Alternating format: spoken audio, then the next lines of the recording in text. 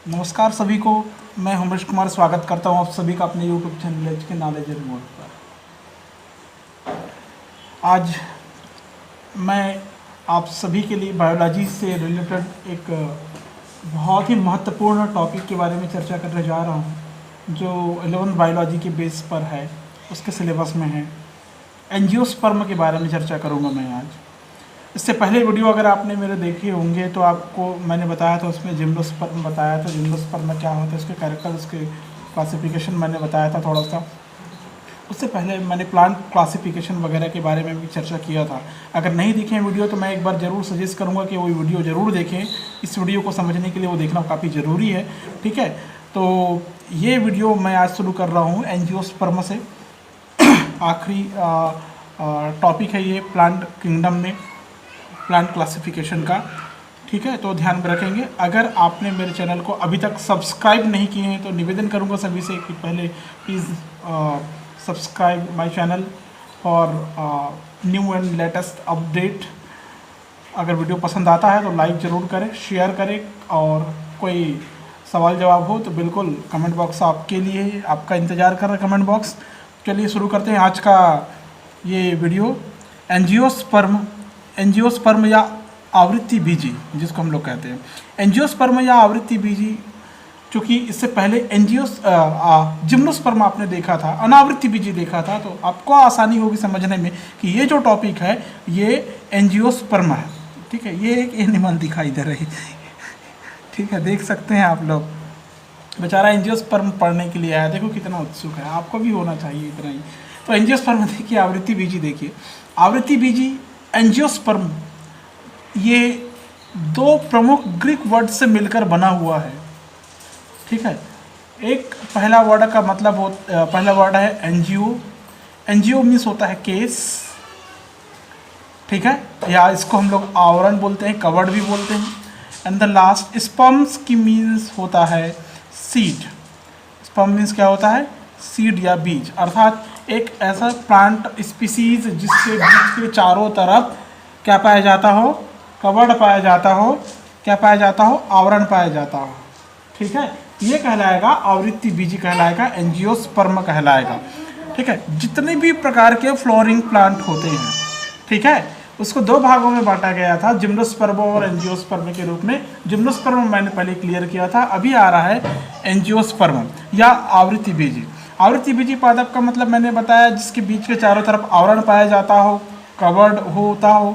ठीक है, अब पुष्प को धारण करने वाले सबसे ज़्यादा विकसित प्रकार के प्लांट ग्रुप है ये एंजियोस्पर्म। पूरी पृथ्वी में सबसे ज़्यादा इसी प्रकार के प्लांट आपको देखने को मिलेंगे। ठीक है, इसमें जो सीड का फॉर्मेशन होगा वो इनसाइड ऑफ फ्रूट होगा, फल के अंदर होगा। ठीक है, आपको पता होना चाहिए कि ये अगर विकसित प्रकार के प्लांट है, सबसे ज़्यादा डेवलप इसमें हुआ रहता है। का मतलब आप समझ सकते हैं कि पूरे पृथ्वी में चारों तरफ फैला होगा, यूनिवर्सल व्यापक तौर पर इसका विस्तार होगा। ठीक है, अगर आप मेजरमेंट की दृष्टिकोण से देखें तो वुल्फिया से लेकर यूकेलिप्टस तक का जो विशालकाय पेड़ वृक्ष में इसकी गिनती आती है तक हम इसमें अध्ययन करते हैं इस समूह में। मैंने अभी कहा वुल्फिया जो सूक्ष्मदर्शी जीव के रूप में रहता है। वुल्फिया सूक्ष्मदर्शी जीव कहने का मतलब होता है जिसको हम माइक्रोस्कोप से ही ऑब्जर्व कर सकते हैं, किसी दूसरे से नहीं। ठीक है, वहाँ से लेकर यूकेलिप्टस जो कि काफ़ी विशालकाय होते हैं, लगभग 100 मीटर से भी अधिक ऊंचाई का प्लांट हो सकता है। क्लियर है, ये कहलाएगा एंजियोस्पर्म या आवृत्ति बीजी कहलाएगा। आप समझ गए होंगे मैं आज किसके बारे में चर्चा करने जा रहा हूँ। तो पूरी पृथ्वी पर लगभग 2.5 लाख प्रकार की प्रजातियाँ इसकी पाई जाती है। कितनी प्रजातियाँ पाई जाती है, 2.5 लाख। ठीक है, तो लगभग 2.5 लाख प्रकार की प्रजातियां स्पीसीज इसके अंतर्गत सम्मिलित की गई है। ये आपको ध्यान रखना चाहिए, ये आपको जान लेना चाहिए। सभी प्रकार के एटमॉस्फेयर में अपडेट प्रकार के प्लांट को एंजियोस्पर्म में रखा गया है, अर्थात ये एंजियोस्पर्म है। सबसे विकसित प्रकार के पादप समूह के रूप में इसकी गिनती कर सकते हैं। ठीक है, आज मैं चर्चा करूँगा के एंजियोस्पर्म में कैरेक्टरिस्टिक्स के बारे में, उसके सैलेंट फीचर्स के बारे में, लक्षण के लिए लक्षण पर जाऊंगा और थोड़ा सा क्लासिफिकेशन भी मैंने बताऊंगा। इसमें ज़्यादा लंबा चौड़ा क्लासिफिकेशन नहीं बताऊंगा, सिंपली क्लासिफिकेशन बताऊंगा जो आपकी सिलेबस बेस्ड है उसके आधार पर मैं क्लासिफिकेशन बताऊंगा। तो देखिए इसका पहला सिंपल जनरल कैरेक्टर्स देख लीजिए आप लोग। जनरल कैरेक्टरिस्टिक्स,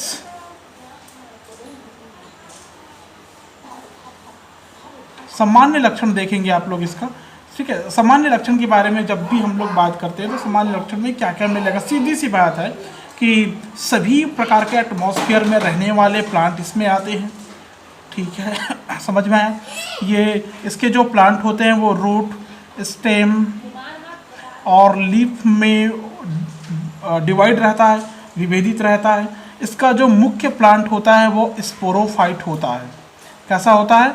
स्पोरोफाइट होता है। 2-3 कैरेक्टर को मैं एक साथ लिख रहा हूँ ताकि मेरे लिए स्पेस कम हो, ज़्यादा इधर उधर करने की ज़रूरत ना पड़े, इसलिए ताकि आपको भी समझने में ज़्यादा आसानी हो, ठीक है। तो इसका जो मुख्य पौधा होता है स्पोरोफाइटिक होता है, बीजाणुजनक प्रकार की होते हैं और फ्रीली एटमॉस्फेयर में रहने वाले होते हैं, ठीक है। क्लियर है। और इसमें जाएँ तो ये ऑटोट्रॉपिक प्रकृति के होते हैं, अर्थात जितने भी प्रकार के प्लांट मिलेंगे इस वर्ग में वो सारे के सारे स्वयंपोषी होंगे। कुछ जो प्लांट होंगे वो पैरासाइट नेचर के होंगे, पैरासाइटिक नेचर के होंगे, पैरासाइट प्रकृति के होंगे, परजीवी प्रकृति के होंगे।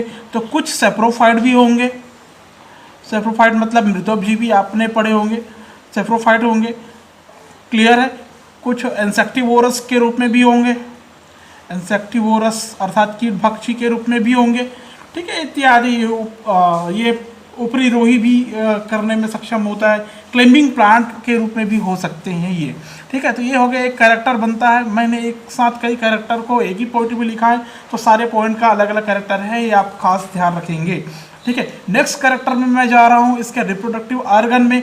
तो याद रखना इसमें विकसित प्रकार का रिप्रोडक्टिव ऑर्गन जिसको आप लोग कहते हैं फ्लावर, वो इसमें बनते हैं, ठीक है। क्या बनते हैं? इसमें फ्लावर बनते हैं। याद रखेंगे सभी, फ्लावर में विभिन्न प्रकार के साइकिल या पैटर्न और सेपल होते हैं, इसमें प्रेजेंट होते हैं। फ्लावर में क्या क्या होगा मैं बता देता हूँ। कैलिक्स होगा, ये सभी जानते होंगे आप लोग। कोरोला होगा, उसके बाद मेल क्या बोलते हैं इसको, रिप्रोडक्टिव ऑर्गन के रूप में एंड्रोशियम होगा, और फीमेल रिप्रोडक्टिव ऑर्गन के रूप में जाइनेशियम होगा।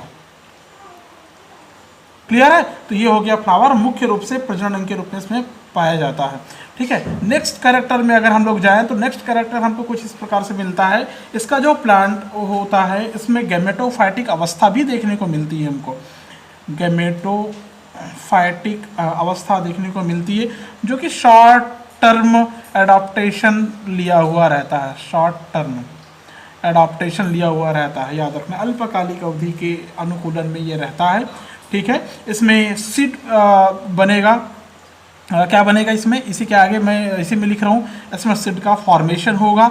ये सीड का फॉर्मेशन किसके अंदर होगा? इनसाइड ऑफ ओवरी होगा, अंडाशय के अंदर बीज का फॉर्मेशन होगा। क्लियर है। नेक्स्ट कैरेक्टर में अगर मैं जाऊँ तो नेक्स्ट कैरेक्टर कुछ इस प्रकार से मिलेगा आपको। मैंने बताया था आपको कि इसमें डबल फर्टिलाइजेशन होता है, डबल फर्टिलाइजेशन या जिसको हम लोग बोलते हैं दोहरा निषेचन, दोहरा निषेचन की प्रक्रिया इसमें होती है। अर्थात जो एक एंड्रोशियम रहता है और उसमें निकलने वाले जो पोलन ग्रैन है, परागकण के जो दाने हैं, अंकुरित होता है। अंकुरित होने के बाद 2 केंद्रक में बढ़ जाता है। 2 केंद्रक में से एक केंद्रक एक के साथ में, और दूसरा जो केंद्रक होता है सेकेंडरी न्यूसेलस, जो कि जाइनेशियम का भाग होता है, उसके साथ में कंजुगेट होता है, संलयित होता है, तब जाके उसको बोलते हैं डबल फर्टिलाइजेशन कहते हैं। मैं किसी चैप्टर में जरूर बताऊँगा इसके बारे में, ठीक है। अगर ये डबल फर्टिलाइजेशन आपको देखना हो तो आप लोग 12वीं बायोलॉजी के वीडियो जरूर देख लेना, वहाँ पर मैंने काफ़ी अच्छे से एक्सप्लेन किया हुआ है डबल फर्टिलाइजेशन को, ठीक है। वहाँ पर त्रिक संलयन भी मैंने बताया है और ट्रिपल कंजुगेशन भी मैंने बताया हुआ है। तो अगर आप ये देखना चाहते हैं तो वो वीडियो ज़रूर वॉच करिए, ठीक है। आप सर्च कर लीजिएगा डबल फर्टिलाइजेशन, तो आपको वो मिल जाएगा, या द्विनिषेचन टाइप करेंगे मिल जाएगा आपको मेरी चैनल में जाके, ठीक है। नेक्स्ट इसमें जो अंडाशय जो होता है, ओवरी होता है, ये मैच्योर होकर फल का निर्माण करता है। जो ओवरी होता है ये मैच्योर होकर फ्रूट का निर्माण करता है। किसका निर्माण करता है? फ्रूट का फॉर्मेशन करता है, याद रखेंगे। ओवरी से फ्रूट बनता है इसमें अधिकतर मैक्सिमम टाइम। इसमें जो हमने कहा कि डबल फर्टिलाइजेशन होता है, इसके पश्चात इसमें डबल फर्टिलाइजेशन के पश्चात इसमें क्या बोलते हैं उसको, ट्रिप्लॉयड प्रकार के एंडोस्पर्म का निर्माण होता है। ट्रिप्लॉयड एंडोस्पर्म का निर्माण होता है। किसका निर्माण होता है? ट्रिप्लॉयड एंडोस्पर्म या त्रिगुणित भ्रूणपोष का निर्माण होता है। इसका जो वैस्कुलर बंडल होता है वो पूरी तरह से डेवलप होता है, अर्थात वेल डेवलप वैस्कुलर बंडल इसमें प्रेजेंट होता है। वेल डेवलप वैस्कुलर बंडल पर प्रेजेंट होता है, इसमें उपस्थित होता है। क्लियर है? वेल डेवलप कहने का मतलब है कि इसमें जो जाइलम होंगे, जाइलम के अंदर जो कोशिकाएं या ऊतक की संरचना होंगी वो इस प्रकार से होंगी। वेसल्स इसमें प्रेजेंट होगा, ट्रैकेट्स होंगे इसमें, और वेसल्स को वाहिका कहते हैं, ट्रैकेट्स को वाहिनियाँ बोलते हैं। ट्रैकेट्स CHEIDS, ऐसा EIDS ट्रैकेट्स, ठीक है। इसमें जाइलम फाइबर्स होंगे, ठीक है, और जाइलम पैरेन्काइमा होंगे। ठीक इसी प्रकार अगर फ्लोएम की बात करें, चूँकि काफ़ी विकसित है तो इसमें सारे प्रकार के अवयवी भाग इसमें मिलेंगे आपको, ठीक है। अगर फ्लोएम की बात कर रहे हैं हम तो फ्लोएम में क्या क्या होगा? इसमें सेप ट्यूब होगा, जिसको हम लोग कहते हैं चालनी नलिका कहते हैं। सेप ट्यूब चालनी नलिका होगा। कंपेनियन सेल का वर्णन पहले भी हो चुका है, आप भी पुराना वीडियो अगर देखे होंगे तो, ठीक है। कंपेनियन, ये यू नहीं आएगा, ओनली एन रहेगा। कंपेनियन सेल इसमें प्रेजेंट होगा। कंपेनियन सेल के अलावा इसमें फ्लोएम फाइबर होगा, और लास्ट में फ्लोएम पैरेन्काइमा होंगे। क्लियर है? तो इस प्रकार से इसके कैरेक्टर को मैंने आपके सामने रखा। इसके बेस पे आप पूरे एंजियोस्पर्म प्लांट के कैरेक्टर को आप जान सकते हैं। अब इसके माध्यम से पूरे एंजियोस्पर्म को आप समझ सकते हैं, ठीक है। ये मेरे को ऐसा लग रहा है कि पूरे कैरेक्टर आप समझ गए होंगे। मैं थोड़ा सा आगे बढ़ता हूँ, मैं आपको फ्लावर का वहाँ पर एक सेक्शन कटिंग बता देता हूँ, जो इसमें डबल फर्टिलाइजेशन जो मैं कह रहा था, और मैं यहाँ पर लाइफ साइकिल के बारे में भी थोड़ा सी चर्चा करूँगा। उसके लिए आप जान लीजिए, एक फ्लावर में, किसी भी प्रकार के फ्लावर में, इस फ्लावर में चूँकि हम बात कर रहे हैं, किसके बारे में बात कर रहे हैं? आवृत्ति बीजी की बात कर रहे हैं। तो इस प्रकार की संरचना आपको दिखाई देगी, एक घड़ेनुमा संरचना। घड़ेनुमा संरचना का नाम आता है जिसको हम लोग कहते हैं ओवरी या अंडाशय। ये थोड़ा सा ऐसे आगे बढ़ता है, ये इस प्रकार से ऐसे आगे बढ़ता है, ठीक है। आगे बढ़ने के बाद यहाँ पर ये इस प्रकार का स्ट्रक्चर बना लेता है। ये वाला स्ट्रक्चर कहलाता है स्टिग्मा। क्या कहलाता है? स्टिग्मा कहलाता है। ये वाला स्ट्रक्चर कहलाता है स्टाइल कहलाता है। स्टाइल वर्तिकाग्र कहलाया। नीचे का जो फुला हुआ आवरण है ये कहलाता है ओवरी या अंडाशय कहलाता है। इसके अंदर अगर मैं इस प्रकार से संरचना में अगर ऐसा बना दूं तो ये जो स्ट्रक्चर मैं बना रहा हूँ अंदर, ये जो स्ट्रक्चर होता है ये स्ट्रक्चर कहलाता है ओव्यूल या अंडक कहलाता है, ठीक है ना। ये जिस आवरण पर सधा हुआ या उगा हुआ रहता है, ऐसा कह सकता हूँ मैं यहाँ पर, तो उस संरचना ये को जो डिस्क लाइक स्ट्रक्चर में रहता है, इस डिस्क लाइक स्ट्रक्चर को हम लोग कहते हैं डिस्क लाइक स्ट्रक्चर को कहते हैं हम लोग थैलेमस या पुष्पासन कहते हैं। उसके बाद इस प्रकार की संरचना मिलती है जिसको डंठल कहते हैं आप, पेडिकल या वृंत के रूप में, पेडिकल के रूप में जानते हैं। ये फूली भाग कहलाती है थैलेमस या पुष्पासन, ठीक है। बाहर की तरफ आपको संरचना दिखाई देगी इस प्रकार से, लीफ की पत्ती के समान पंखुड़ी रंगीन होगी, ठीक है। ये कहलाएगा सेपल या इसी को हम लोग कहते हैं कैलिक्स बोलते हैं इसको। कैलिक्स मतलब बाह्य दलपुंज कहते हैं।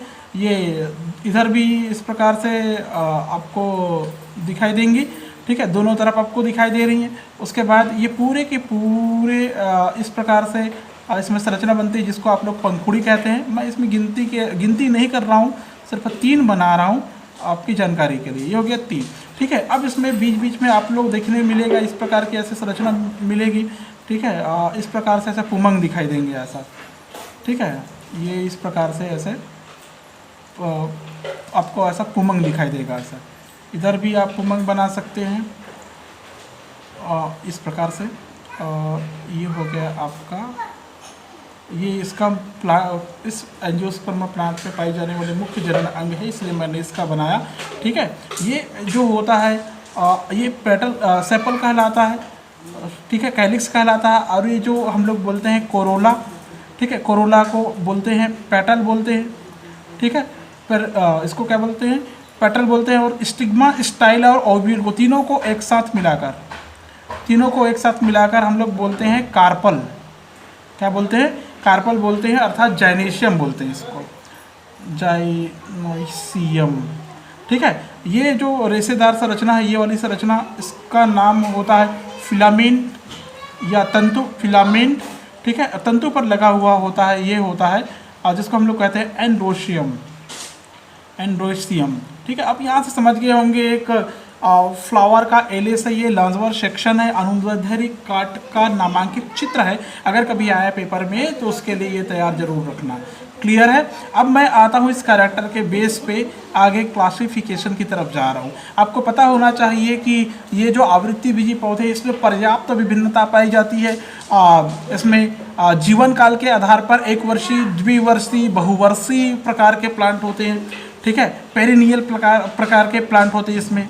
मतलब जीवन काल की अगर बात करें तो कोई प्लांट एक वर्षीय होगा, कोई द्विवर्षीय होगा, कोई बहुवर्षीय होगा। अगर स्वभाव के आधार पर कहें तो शाकी, झाड़ी, वृक्षी, मतलब हब्स या शाक, सब्ज या झाड़ी, ट्रीज या वृक्ष या ट्री के रूप में होंगे।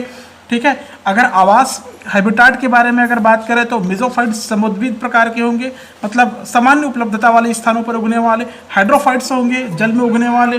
ठीक है, सबमर्ज होंगे, पानी में उगने वाले। फ्री फ्लोटिंग, स्वतंत्र प्लावी होंगे, जो पानी में तैरने वाले होते हैं। फिक्स्ड फ्लोटिंग होंगे, जो एक जगह पर स्थिर रहकर पानी के ऊपर आपको दिखाई देंगे। ठीक है, कुछ एम्फीबायस प्रकार के प्लांट होंगे, जो जल थल दोनों में आधा डूबा आधा ऊपर आपको दिखाई देगा। जीरोफाइट्स प्रकार के प्लांट हो सकते हैं, मरुद्भिद हो सकते हैं, हेलोफाइट्स या लवणोद्भिद हो सकते हैं। इपीफाइट्स मतलब ऊपरी परजीवी या अधिपादप के रूप में हो सकते हैं। इपीफाइट्स जो होता है वो एक पौधे के ऊपर जब दूसरा पौधा उगा है तो उस स्थिति को हम लोग इपीफाइट्स कहते हैं। ठीक है, तो ये हो गया आपको जो अभी मैंने बताया। ये आवास के आधार पर कभी कभी इसमें देखने को हमको मिलता है कि पोषण के आधार पर भी इसमें विविधता मिल जाती है। जैसे ऑटोट्रॉपिक न्यूट्रिशन करता है, हेटरोट्रॉपिक न्यूट्रिशन में पैरासाइटिक में आपको मिलेगा पार्शियल और टोटल या ऑब्लिगेट भी मिलेगा, पूर्ण और आंशिक परजीवी बोलते हैं जिसको हम लोग। सेप्रोफाइटिक प्रकार के प्लांट मिलेंगे, सिम्बायोटिक प्रकार के प्लांट मिलेंगे, इंसेक्टिवोरस प्रकार के प्लांट मिलेंगे। माइकोराइजा एक विशेष संरचना है जो कि सिम्बायोटिक में मिलता है, वो मैंने पहले भी चर्चा किया था। माइकोराइजा मतलब उच्च पादप जो होते हैं उसकी जड़ में कवक उग आते हैं, उस संबंध को हम लोग माइकोराइजा कहते हैं। क्लियर है। अब मैं बात करता हूँ, सीधे से आ रहा हूँ उसके क्लासिफिकेशन में। ठीक है, क्लासिफिकेशन की अगर बात करें तो मैं ज़्यादा विस्तार क्लासिफिकेशन में नहीं जा रहा हूँ, सिंपल सा क्लासिफिकेशन वो बता रहा हूँ जो आपको यहाँ पर इस क्लास के आधार पर जानकारी होनी चाहिए, जिसके बारे में आपको जानना चाहिए वो बता रहा हूँ क्लासिफिकेशन वर्गीकरण में। अगर एंजियोस्पर्म की क्लासिफिकेशन में जाएं हम लोग तो इसको दो प्रमुख भागों में बांटा गया है, दो क्लास में बांटा गया है। एक क्लास आता है एंजियोस्पर्म का, अगर मैं यहाँ पर ऐसा लिखूँ इसको एंजियोस्पर्म, ठीक है, तो हम इसको पहले दो भागों में बांटते हैं। एक भाग इसका होता है जिसको हम लोग कहते हैं डाइकोटिलीडन बोलते हैं, इसको डाइकोटिलीडन क्या बोलते हैं, डाइकोटिलीडन्स बोलते हैं। और दूसरा जो होता है ये कहलाता है मोनोकोटिलीडन। क्या होता है, मोनोकोटिलीडन। ठीक है, ये जो डाइकोटिलीडन है इसको बोलते हैं हम लोग एक बीजपत्री बोलते हैं। ठीक है, और जो मोनोकोटिलीडन है इसको हम लोग हिंदी में द्विबीजपत्री बोलते हैं। इसको इट्स माय मिस्टेक। डाइकोटिलीडन मतलब डाई मतलब दो, द्विबीजपत्री, और मोनो मीन्स होता है सिंगल मतलब होता है एक बीजपत्री, जिसमें एक ही बीजपत्र हो, इसमें दो बीजपत्र होते हैं। ठीक है, तो ये हो गया डाइकोटिलीडन, ये हो गया मोनोकोटिलीडन। डाइकोटिलीडन को तीन क्लास में बांटा गया है, और डाइकोटिलीडन को तीन क्लास में बांटा गया है। अगर इसका नाम आपको पता है पुराने वर्गीकरण के हिसाब से तो आपको मैं बता दूं, ये जो होता है सब किंगडम फेनोरोगेमस के अंतर्गत आता है। ठीक है, जिसको आप लोग एंजियोस्पर्म और जिम्नोस्पर्म के रूप में जानते हैं। यह डिवीज़न या प्रभाग होता है। डाइकोटिलीडन द्विबीजपत्री के बारे में मैं बात कर रहा था। इसके कुछ सामान्य कैरेक्टर होते हैं। सामान्य कैरेक्टर की चर्चा मैं पहले कर लेता हूँ। कुछ सिम्टम्स इसके आपको लक्षण के रूप में दिखाई देंगे या कैरेक्टरिस्टिक्स दिखाई देंगे, जिसको हम साइलेंट फीचर्स के रूप में भी जान सकते हैं। इसमें जो होता है टैप रूट सिस्टम पाया जाता है। टैप रूट सिस्टम मीन्स होता है इसमें मूसलाधार तंत्र पाया जाता है, ठीक है। ये पहचानने और जानने का तरीका है। कई कैरेक्टर मैं एक साथ मिला के लिख रहा हूँ, ध्यान रखेंगे। इसमें अगर पत्ती में पाई जाने वाली वेरिएशन की बात करें तो इसमें रेटिकुलेट प्रकार का वेनेशन पाया जाता है। रेटिकुलेट प्रकार का वेनेशन पाया जाता है। रेटिकुलेट वेनेशन मतलब होता है जालिका व सिरा विन्यास इसमें प्रेजेंट होता है। फ्लावर की अगर बात करें तो फ्लावर हमेशा पेंटामेरस होते हैं। क्या होता है?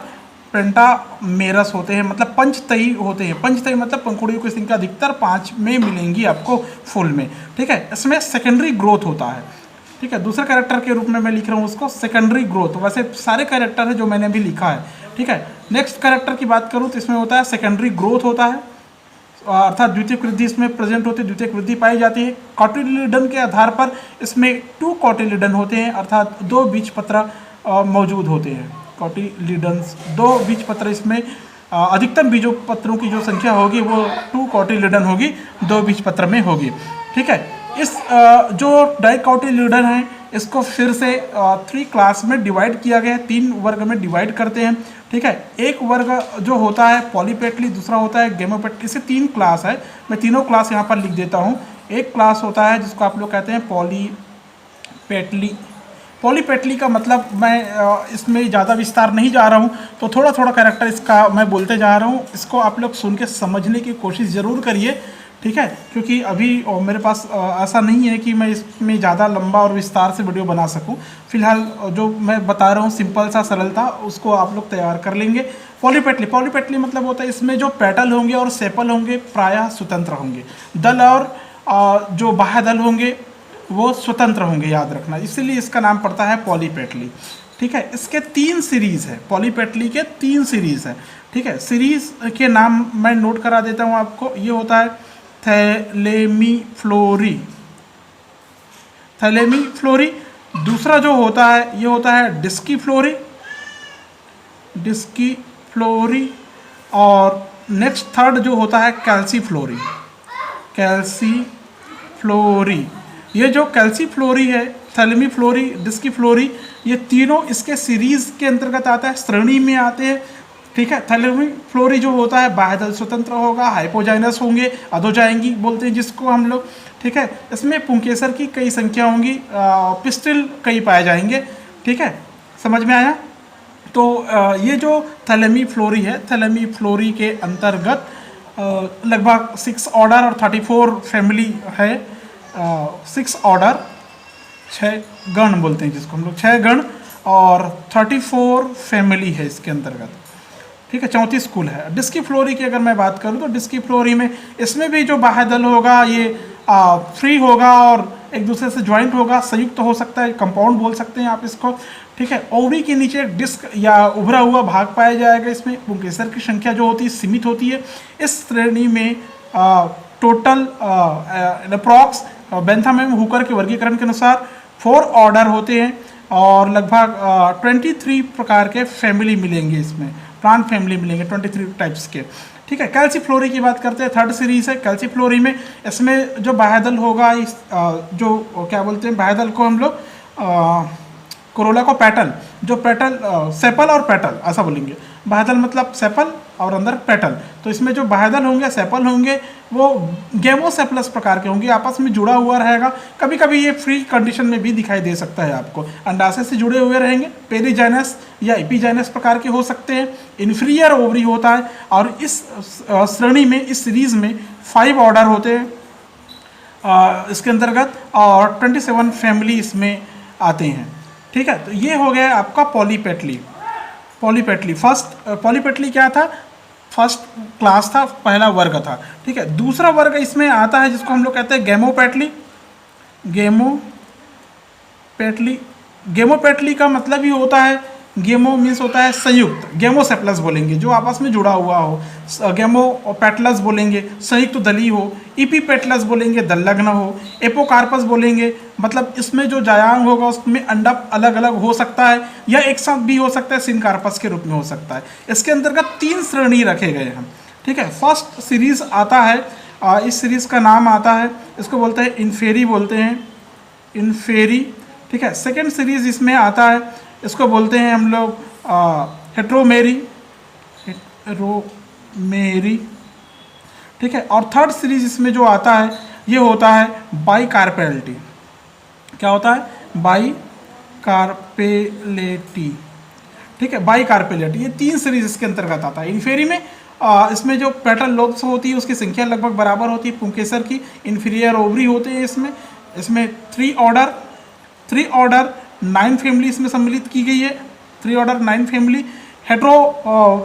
इसको बोलते हैं हेट्रोमेरी बोलते हैं।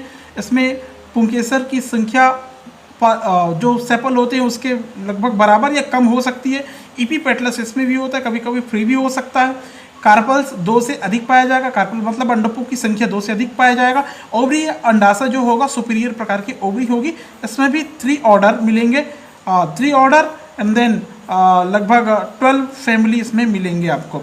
नेक्स्ट सीरीज आता है बाइकार्पेलिटी। बाइकार्पेलिटी मतलब होता है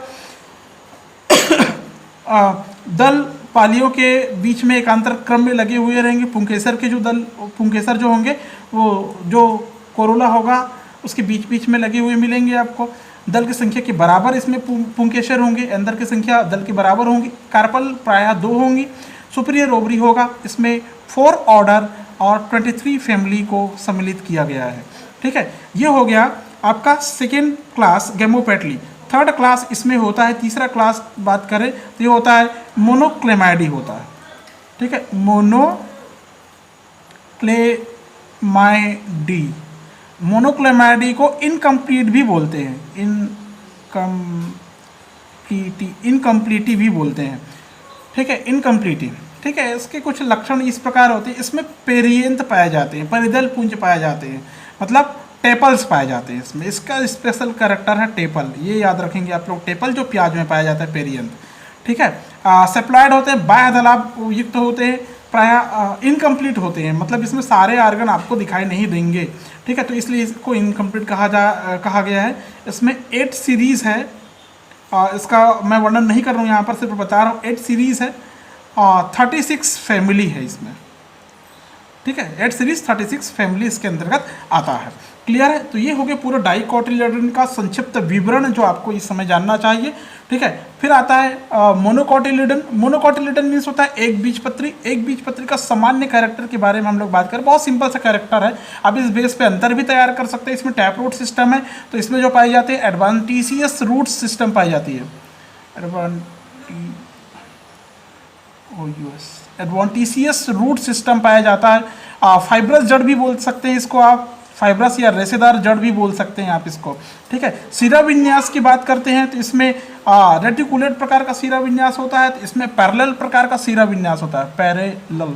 पैरेलल मतलब होता है समानांतर सिरा विन्यास, इसमें देखने को आपको मिल सकता है। अगर हम कॉटिलिडन की बात करें तो कॉटिलिडन कितने हैं इसमें 2 था, इसमें 1 कॉटिलिडन होता है, ठीक है, 1 कॉटिलिडन होता है, 1 कॉटिलिडन होता है। कॉटिलिडन बीजपत्र की संख्या 1 है, वो पेंटामेरस था, तो ये है ट्राइमेरस, ठीक है। ऐसे आप अंतर भी तैयार कर सकते हैं, त्रितयी होता है, ठीक है। अगर बात करें हम लोग वेस्कुलर बंडल की, तो इसके जो वेस्कुलर बंडल होंगे वो बिखरे हुए मिलेंगे। वेस्कुलर बंडल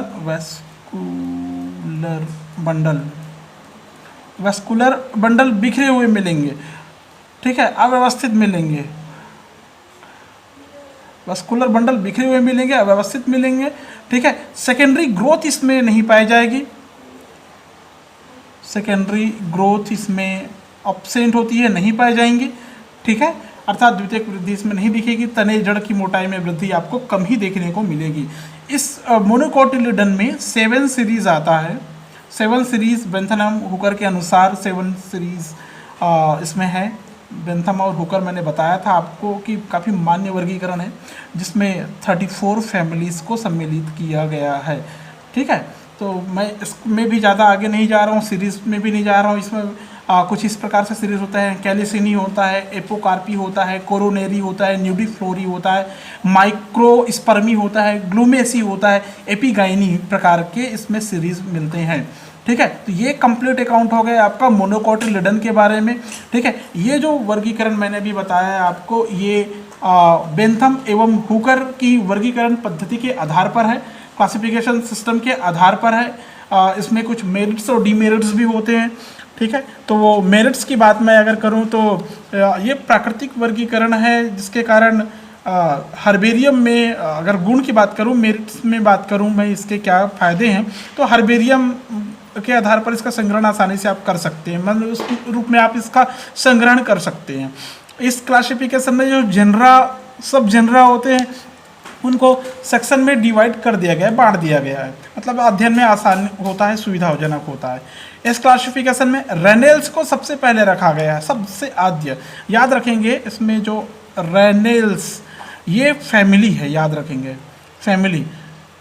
ठीक है, आप मेरिट बता रहा हूँ ना, आपको मेरिट मतलब गुण बता रहा हूँ।